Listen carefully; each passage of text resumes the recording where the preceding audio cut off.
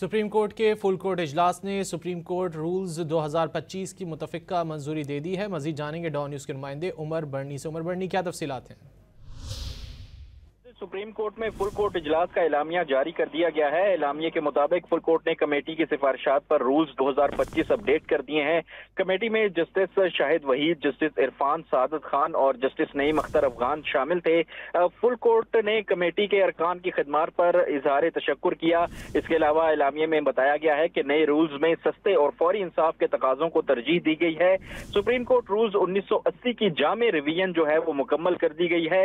मुसवदा साजी और एतराजात के अजाले का अमल फुल कोर्ट को पेश किया गया। सुप्रीम कोर्ट ने सीनियर एडवोकेट का स्टेटस मोहम्मद मुनीर पराचा को दे दिया। मुनीर पराचा को स्टेटस रूल 5 ऑर्डर 4 के तहत जो है वो दिया गया है। जी, बहुत शुक्रिया उमर बर्नी इन तफसीलात के लिए।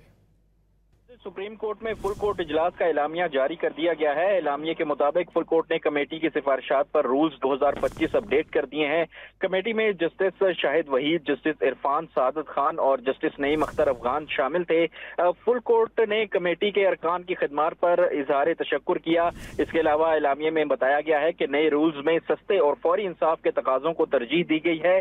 सुप्रीम कोर्ट रूल्स 1980 की जामे रिवीजन जो है वो मुकम्मल कर दी गई है। मुसवदा साजी और एतराजात के अजाले का अमल फुल कोर्ट को पेश किया गया। सुप्रीम कोर्ट ने सीनियर एडवोकेट का स्टेटस मोहम्मद मुनीर पराचा को दे दिया। मुनीर पराचा को स्टेटस रूल 5 ऑर्डर 4 के तहत जो है वो दिया गया है। जी, बहुत शुक्रिया उमर बर्नी इन तफसीलात के लिए।